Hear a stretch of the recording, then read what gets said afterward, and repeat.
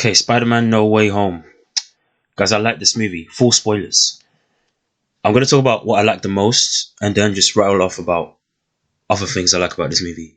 The thing I like the most about this movie, I like the hand-to-hand scenes that I was seeing with Tom Holland's character. Um, him, Willem Dafoe fighting each other twice. I'm not sure. I've seen it like an hour or so ago. I'm not sure if it's just the hype and the high from seeing it.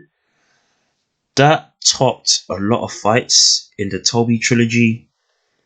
For sure in the Andrew trilogy, with the utmost respects. The only fight scene I like is the final fight in Amazing Spider-Man 1. As far as Andrew's trilogy is concerned. And other fights he has with Lizard in that film. I really like that movie. But speaking of different Spider-Man,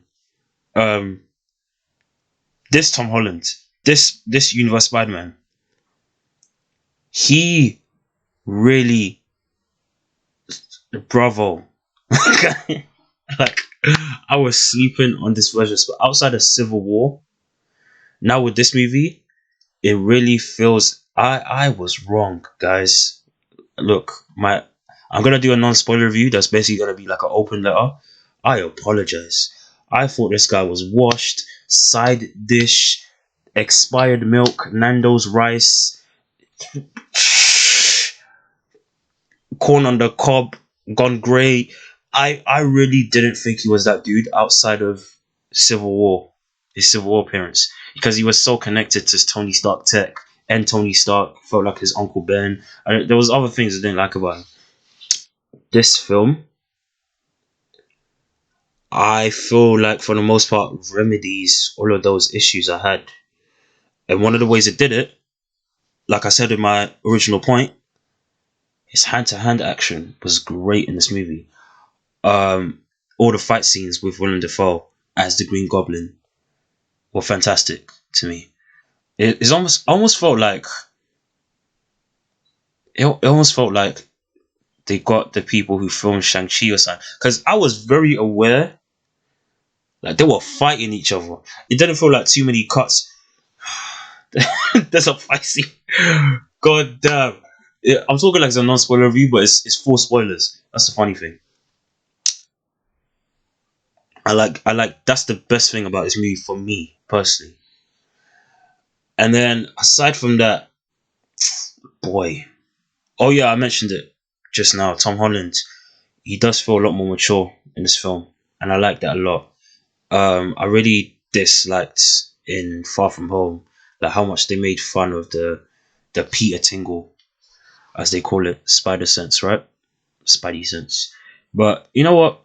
I'm fine with it now. I actually don't mind that they make fun of it, even though it felt like in Far From Home plot armor. But that's all in the past. I can't lie to you. This changed so much how I see Tom Holland, and his new trilogy. Okay, that brings me to another point. I'm just gonna ramble on now about things I like about this movie. Jon Watts, who directed this movie and I believe the last two Tom Holland Spider-Man movies, bravo to you too. I understand watching this movie why he is directing the Fantastic Four film in the MCU. For people who don't know, Jon Watts, the same director who directed this film and the last two Spider-Man films with Tom Holland, is the guy making the Fantastic Four MCU film. I am very excited after watching this. Yeah, I just got a really good feeling. Like they knew all of my favorite things from past Spider-Man films, but also it didn't become too like, it didn't feel over the top to me as far as this film was concerned. I felt that way with Electro's character. They knew, you know what, having Jamie Foxx just improvise, it felt a little bit Django energy. Speaking of Jamie Foxx, having Jamie Foxx just be Jamie Foxx instead of that stupid version of Electro from Amazing Spider-Man 2. Having Charlie Cox appear as Daredevil, but we already knew that, of course. Of course, Doc Ock, um, and then Willem Dafoe. I mentioned him already. He is so great. God, he is such a great villain. Oh, I here's my one flaw with this movie. Again, it goes back to something I loved about this movie the most: the fight scenes. Him, Tom Holland Spider Man, and Willem Dafoe as Green Goblin.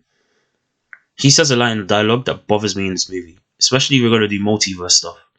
He says, "Oh, I don't understand what's happening." He says, "But if anyone if you've seen the very first Spider-Man film, that's how he behaves. Like he has that split personality. We see Norman, or maybe he's faking it sometimes, and the Goblin's in control. Who knows how it works?" But he had some line of dialogue where he was like, "Oh, my house isn't my house anymore.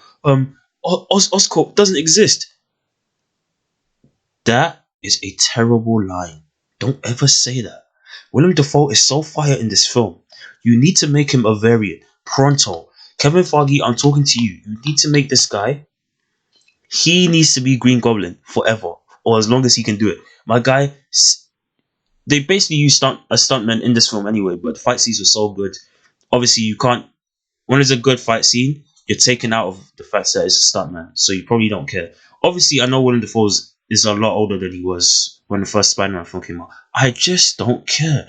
Make him in this Tom Holland universe, Norman Osborn, and make Oscorp exist. Maybe they bought the Avengers Tower that Tony sold off in Homecoming.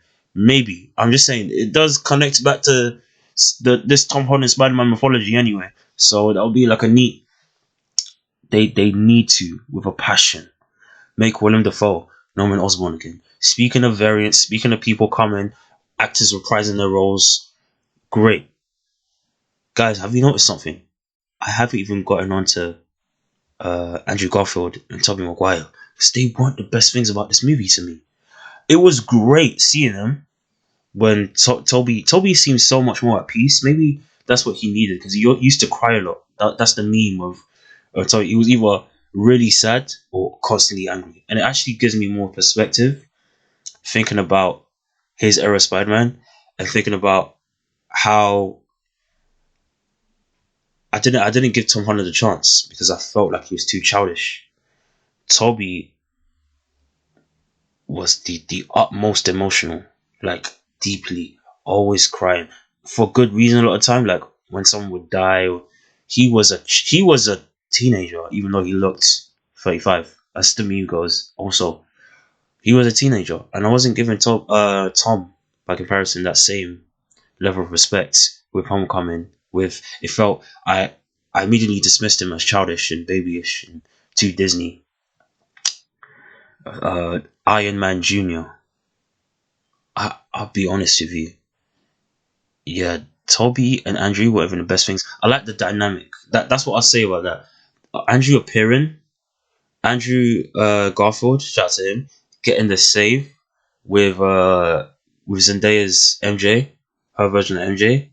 Again, very poetic. But those things weren't even. It's like meh. Hot take. Andrew Garfield and Toby in this movie was great. There's a scene where it shows all three of them and they all hug. Great. Obviously, passing the torch, passing the mantle. It's great them conversating all together on one screen. Great. Historical moment in fantasy cinema, in superhero cinema. But they weren't even the best things about this film. That's how fire this film was. You had OGs in this movie. Charlie Cox as Daredevil, confirmed. And that's not even like, is it top 5? Let me think. Willem Dafoe, number one thing. Oh, actually, no. Every fight scene Tom Holland had with Willem Dafoe, that was the top thing I liked about this movie. Second thing, Willem Dafoe. Third thing, the fact that certain characters looked more comic book accurate. Speaking of Willem Dafoe, again, he had like a hood and a suit that reminded me of his look. He still had his a bit of his suit from the Spider-Man 1 series, but they knew to get rid of that stupid Power Ranger like elf face, whichever. They got rid of that shit. had a hood on. I think the hood was looking a bit purplish. I don't know. Maybe it's just my mind, like associating it with the '90s animated series. But he looks more comic book accurate. So did Electro when he was doing. If you seen the trailer, you know the shot I'm talking about, where he goes like this, and electric. There's like a starfish kind of symbol of electricity that forms around his head, just like his look, his classic Electro look in the comics, with Jamie Foxx's Electro. Great. What else do I like about this movie? I mentioned Charlie Cox's appearance as Daredevil. I like that too. I'm trying to think. Yeah, this movie felt like the right amount of serious. I need every Tom Holland. I'm very excited for that trilogy. The mid credit scene. Oh my goodness! Again, I keep forgetting is this a spoiler review or a non spoiler review? Shout out to Tom Hardy. He's just confused. I really thought he was gonna have a bigger role in this movie. But I like how that mid credit scene ended. I like that. Tell me, guys, below what you think about that. Um, and that's it. Those are my thoughts, guys. I'm trying to think. What else do I like about this film? I bet you something's gonna come up, and then I'm just gonna feel like bad because I forgot. But you know what? It's fine. I've said my piece. I'm filming this first, then a non-spoiler review. But you will probably see the spoiler review later. So whatever. Guys, tell me your thoughts down below if you've seen this movie. Um, do you agree or disagree? Were you someone who you were always team Tom Holland and you saw that potential, but you just realized it was a slow burn, it was a build up? Like I think Kevin Feige referenced Harry Potter when the Homecoming film came out. That he was trying to do it like that. Did you feel that same way, or did you feel like he was too immature? He was too connected to Tony Stark, like in a father-son way, both, but also in a terms of gadgets way. Did you have those similar criticisms, or did you just think people are overblowing that and having too much nostalgia goggles for Andrew and Toby? Like I think I was, in my opinion. This film has shown me. Yeah, tell me your thoughts down below. Like this video, share it with your friends, and lastly, subscribe. Don't be shy. Other than that, guys, signing off. Salute.